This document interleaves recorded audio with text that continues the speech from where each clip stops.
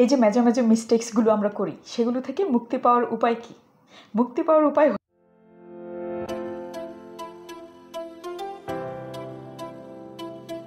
আজ writing task 2 লিখতে গিয়ে আমরা মেজর কিছু মিস্টেক্স করি। এই মিস্টেক্সগুলো আইডেন্টিফাই করে আমরা যদি এগুলোর সমাধান করতে পারি, তাহলে খুব সহজে আজ রাইটিং টাস্ক 2 প্লাস ওভারঅল রাইটিংয়ে খুব ভালো একটি ব্যান্ড স্কোর কিন্তু আমরা করতে পারি।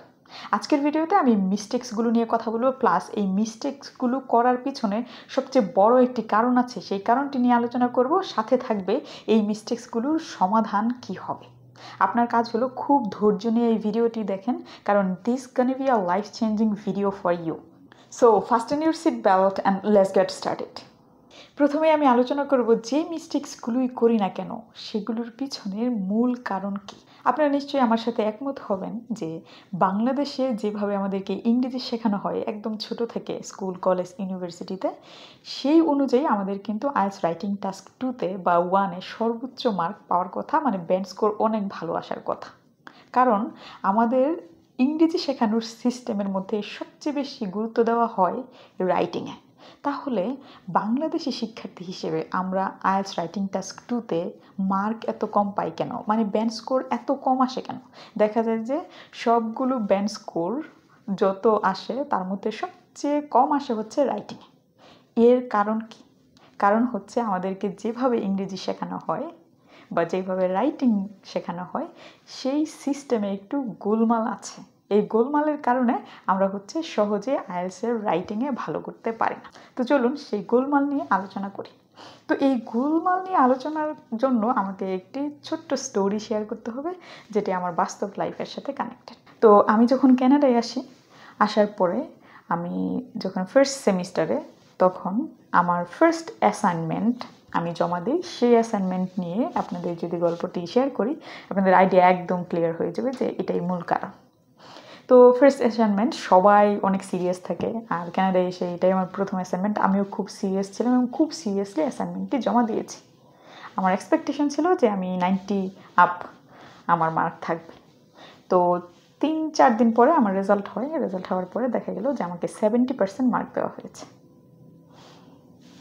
আমি খুবই অবাক হয়েছি। তো এই 70% মার্ক যে দিয়েছেন, উনি আমার এই অ্যাসাইনমেন্টের সাথে আরও একটি ডকুমেন্ট শেয়ার করেছেন, আমার ইনস্ট্রাক্টর।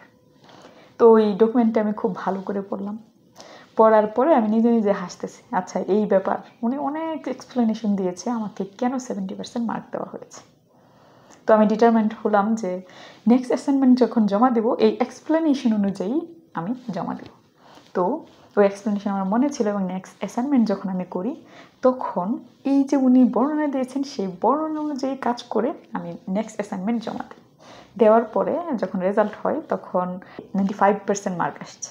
তো এই দেখেন, এক সপ্তাহে আমার আহামরি কোনো চেঞ্জ হয়ে যায় না। এক সপ্তাহের আগের আমি বা পরের আমি এখানে গ্রামার বা সেন্টেন্স স্ট্রাকচার বা ভোকাবুলারির আহামরি কোনো পরিবর্তন একজন মানুষ এক সপ্তাহ করতে পারে না। বা আমি রাইটিং নিয়ে তেমনই কোনোই মনোযোগ দিইনি, আমি শুধু মনোযোগ দিয়েছি উনি কি এক্সপ্লেন করেছে সেটার উপর। এখন প্রশ্ন হচ্ছে, উনি কি এমন এক্সপ্লেন করলেন যে এটা ফলো করেই আমি 70-কে 95 করে ফেললাম? আপনি যদি এটা মেনটেন করতে পারেন তাহলে আপনি রাইটিংয়েও তাই করতে পারবেন। এবং আমার আইএলটিএস রাইটিংয়ের ক্ষেত্রেও কিন্তু তাই হয়েছে। আমি যখন লাস্ট একাডেমিক আইএলটিএস দিই 2021-এ, তখন আমার রাইটিংয়ের স্কোর ছিল 6.5। কিন্তু এইবার আমি জিটি দিয়েছি জেনারেল ট্রেনিংয়ে, কারণ এটা আমাকে দিতে হয়েছে পিজিডাব্লিউ অ্যাপ্লাইয়ের জন্য। এখানে আমার স্কোর আসছে 7.5। খুব কম সময় প্রিপারেশন নিয়ে এখানে আমার খুব ঝামেলা চলতেছিল। আমার ফাইনাল সেমিস্টার, তার মধ্যে আইএলটিএস নিয়ে খুব ঝামেলায় ছিলাম। সেখানে কিন্তু আমার আইএলটিএস রাইটিংয়ে 7.5 আসছে। জাস্ট আমি মেনটেন করেছি, আচ্ছা এই বিষয় আমাকে লিখতে হবে। তো কি এমন এক্সপ্লেন করেছিল আমার ইনস্ট্রাক্টর, এবং কি এমন টেকনিক ফলো করলাম যার কারণে আমার 6.5 থেকে এটা 7.5 হয়ে গেল আইএলটিএস রাইটিং টাস্ক 2-তে, সেটি আপনাদের বুঝিয়ে দিচ্ছি। উনি যে এক্সপ্লেনেশনটি দিয়েছিল সেটি ছিল মার্কিং ক্রাইটেরিয়া। উনি যে ডকুমেন্টটা আমাকে শেয়ার করেছিলেন ওখানে মার্কিং ক্রাইটেরিয়া লেখা ছিল যে 90% আমি কখন পাবো, 80% কখন পাবো, 70% কখন পাবো, 65% কখন পাবো, এগুলো একদম সাব ক্যাটাগরিতে একদম ডিভাইড করে এক্সপ্লেন করা ছিল। আমি জাস্ট ওইটা ফলো করে সেকেন্ড অ্যাসাইনমেন্ট যখন করেছি এটা ফলো করেছি, এবং মানে 95% মার্ক কিন্তু আমার এসছে। এই হলো কাহিনী। এই যে স্ট্রাকচার আমাদেরকে দেওয়া হয় না বাংলাদেশে ইংলিশ শেখানোর ক্ষেত্রে, আমাদেরকে স্ট্রাকচার, টাইপস এবং আমাকে কি লিখতে হবে, আমাকে কি কারণে মার্ক দিবে এবং কি কারণে মার্ক দিবে না, সেই বিষয়টা আমাদের মাথায় দেওয়া হয় না ছোট থেকে। আমাদের শুধু পেজ গুনে গুনে মার্ক দেওয়া হয়। হ্যাঁ, অনেক সুন্দর হাতের লেখা এই দেখে মার্ক দেওয়া হয়, কিন্তু এই দেশের সিস্টেম তা না। তো আপনাদেরকে বলি, আইএলটিএসের যে মার্কিং সিস্টেম, সেটা reading, writing, listening and speaking যেটাই বলেন না কেন, এটা ইন্টারন্যাশনাল মার্কিং সিস্টেম। এখানে একটি নির্দিষ্ট মার্কিং ক্রাইটেরিয়া মেনটেন করা হয়। এই মার্কিং ক্রাইটেরিয়ার উপর ভিত্তি করেই আপনাকে মার্ক দেওয়া হয়। আইএলটিএস এক্সামিনার যখন আপনাকে মার্ক করতে বসেন, তখন এরকম হচ্ছে আপনার মার্কিং ক্রাইটেরিয়ার লিস্ট নিয়ে বসেন যে হ্যাঁ উনি এটা টিক মার্ক, এটা টিক মার্ক, এটা টিক মার্ক, এইভাবে নিয়ে বসেন এবং সেই অনুযায়ী আপনাকে মার্ক দেন। তো রাইটিং নিয়ে আমি কিন্তু আপনাদের সাথে দুটো সাকসেস স্টোরি শেয়ার করেছি, একটা হচ্ছে একাডেমিক আর একটা হচ্ছে আইএলটিএস। তো আপনার কাছে মনে হতে পারে একাডেমিক যে স্টোরিটা আমি শেয়ার করেছি সেটি রাইটিংয়ের সাথে কোনোভাবেই সম্পর্কিত না। আমি বলবো পুরোপুরি সম্পর্কিত। দেখেন, আপনি যখন বাইরের দেশে অ্যাপ্লাই করেন তখন আপনাকে বলে দেয় রাইটিংয়ে এত পেতে হবে, লিসেনিংয়ে এত পেতে হবে, স্পিকিংয়ে এত, রিডিংয়ে এত। কেন বলে দেয়? কারণ আপনি যখন একাডেমিক জার্নি এখানে শুরু করবেন, সেম টাইপ অফ এক্সপিরিয়েন্স আপনার লাগবে। রাইটিং, আইএলটিএস রাইটিং, এখানকার একাডেমিক রাইটিং সেম। আমি সেটা এক্সপিরিয়েন্স করেছি এবং প্রথম অ্যাসাইনমেন্ট থেকে সেকেন্ড অ্যাসাইনমেন্টের এই যে ট্রানজিশন, এটি আমাকে পরবর্তীতে এই যে এইবার যখন আইএলটিএস এক্সাম দিলাম খুবই কম সময় নিয়ে, সেখানে আমার প্রিপারেশন নেওয়ার কোনো সুযোগ ছিল না। আমি খালি মনে রেখেছি এই মার্কিং ক্রাইটেরিয়া, এই মার্কিং ক্রাইটেরিয়া যদি আমি লিখি তাহলে আমি ভালো স্কোর করতে পারবো। তো এই গল্পগুলো আপনাকে বলার একটি কারণ, সেটি হলো মিস্টেক্সগুলো যে করি সেই মিস্টেকগুলো না করা। তো মিস্টেকগুলোর কারণ নিয়ে আমি ব্যাখ্যা করলাম যে মার্কিং ক্রাইটেরিয়া নিয়ে আমরা কোনোই মাথা ঘামাই না। তো এই মাথা না ঘামানোর কারণে আমরা 4টি বিষয়ে মিস্টেক করি, মানে 4টি মার্কিং ক্রাইটেরিয়া আছে আইএলটিএসের রাইটিংয়ে, সেই 4টি বিষয়েই আমরা ভুল করে থাকি। তো চলুন প্রথম যে ভুলটি করি সেটি নিয়ে আলোচনা করি। তো প্রথম যে মিস্টেকটি করি সেটি related to first marking criteria, আর সেটি হচ্ছে টাস্ক রেসপন্স। তো টাস্ক রেসপন্সে যদি আপনি সর্বোচ্চ মার্ক অর্জন করতে চান তাহলে আপনাকে যেটি করতে হবে সেটি হচ্ছে এসে টাইপস এবং স্ট্রাকচার সম্পর্কে খুব ভালো ধারণা রাখতে হবে, যেটি আমরা প্রায়শই ভুল করে থাকি। আমরা কি করি, হ্যাঁ এটি একটি কোয়েশ্চেন, দেখে লিখতে পারি কিনা। Do not do that. দেখে লিখতে পারির কোনো দরকার নেই। আপনি প্রথমে এটি কোন টাইপের এসে, এই টাইপের এসে লিখতে গেলে কী ধরনের স্ট্রাকচার লিখবে, একদম স্পেসিফিক্যালি সেই স্ট্রাকচারের উপর মনোযোগ দিয়ে সেই স্ট্রাকচার রিলেটেড পড়াশোনা করে তারপরে আপনি রাইটিংয়ে বসবেন। আর এটি যদি আপনি করতে পারেন, মানে টাইপস অনুযায়ী স্ট্রাকচার এনশিওর করে আপনি যদি এসে লিখতে পারেন, তাহলে টাস্ক রেসপন্সের যে 25% মার্ক আছে সেই মার্কের মধ্যে সর্বোচ্চ মার্ক কিন্তু আপনি পেতে পারবেন।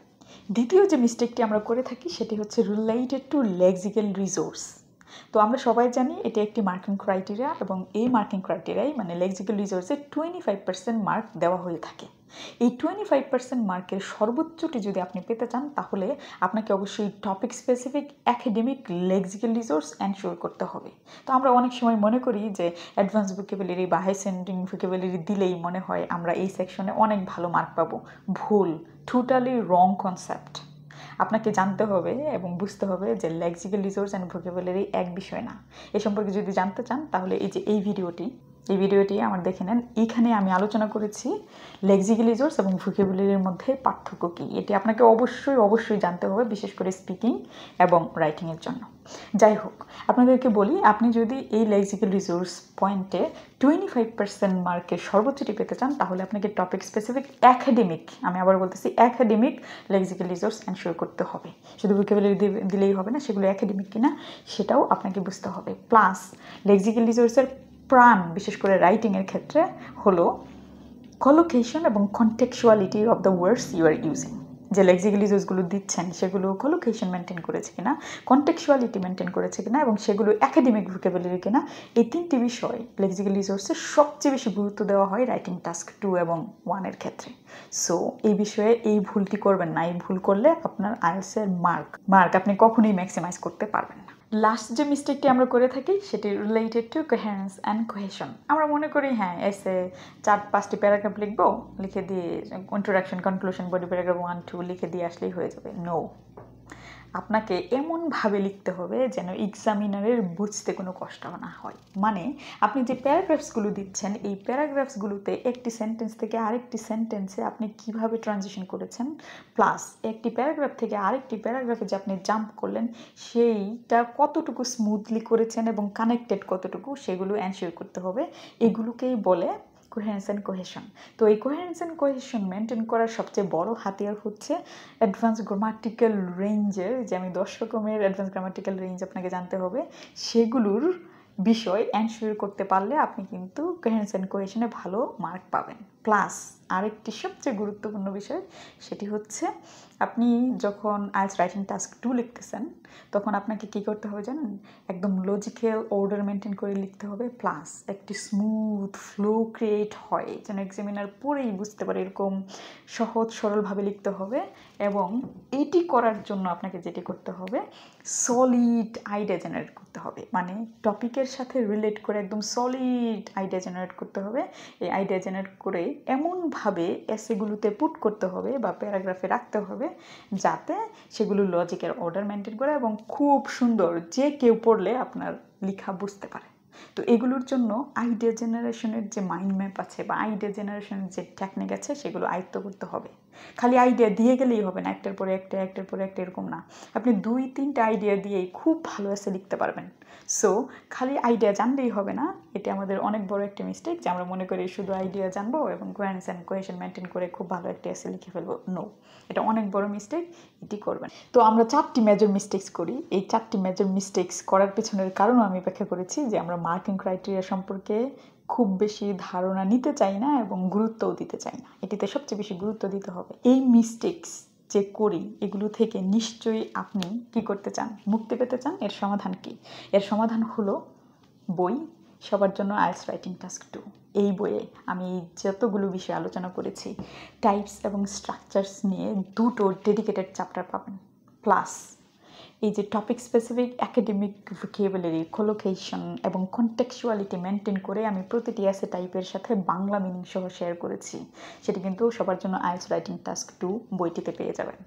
এবং 3 নম্বর যে মিস্টেক করি, গ্রামাটিক্যাল রেঞ্জেস অ্যান্ড অ্যাকুরেসি, এটি নিয়ে আমার একটা ডেডিকেটেড চ্যাপ্টার আমি বইয়ে রেখেছি, যেখানে আমি 10 টাইপের অ্যাডভান্স গ্রামার এনশিওর করেছি, যেগুলো আপনি যদি অ্যাপ্লাই করতে পারেন অবশ্যই আইএলটিএস রাইটিং টাস্ক 2তে স্কোর ম্যাক্সিমাইজ করতে পারবেন, এটা গ্যারান্টিড। এবং লাস্টে হচ্ছে আইডিয়া জেনারেশন মাইন্ড ম্যাপ। আমি 2টো চ্যাপ্টার রেখেছি আইডিয়া জেনারেশন মাইন্ড ম্যাপের উপর। এই 2টো চ্যাপ্টারের প্রথমটি হচ্ছে প্রতিটি কোয়েশ্চেনের জন্য আমি 3ভাবে আইডিয়া জেনারেট করে দেখেছি। আপনি যে কোনো একটা ফলো করে আপনি লিখতে পারবেন, কিন্তু আপনি আইডিয়া জেনারেট করবেন 3ভাবে। কীভাবে? একদম এরকম বক্স ধরে ধরে আমি 3টি করে আইডিয়া জেনারেশন মাইন্ড ম্যাপ রেখে। এবং দ্বিতীয় যে চ্যাপ্টার রেখেছি আইডিয়া জেনারেশনের জন্য, সেটি সবচেয়ে বেশি গুরুত্বপূর্ণ। আমরা জানি আইএলটিএস রাইটিংয়ে যে টপিক হয় মোটামুটি 25-26টি টপিকের মধ্যেই ওরা কোয়েশ্চেন দিয়ে থাকে। তো এই 25টি কমন টপিক আমি নিয়েছি, সেই প্রতিটি টপিকের জন্য একটি করে কোয়েশ্চেন নিয়েছি। এবং এই টপিকের জন্য আপনি কিভাবে ইন্ট্রোডাকশনে প্যারাফ্রেজিং করবেন, তারপরে হচ্ছে ইন্ট্রোডাকশন প্যারাগ্রাফে কী কী লিখবেন এবং শুরুর সেন্টেন্স বা শুরুর লাইনটুকু কী হবে, তারপরে বডি প্যারাগ্রাফ 1-এ যে আইডিয়াগুলো দেবেন, প্রথম সেন্টেন্স কী দিয়ে শুরু করবেন, দ্বিতীয় সেন্টেন্স কী দিয়ে শুরু করবেন, তৃতীয় সেন্টেন্স কী দিয়ে শুরু করবেন, সেটা রেখেছি।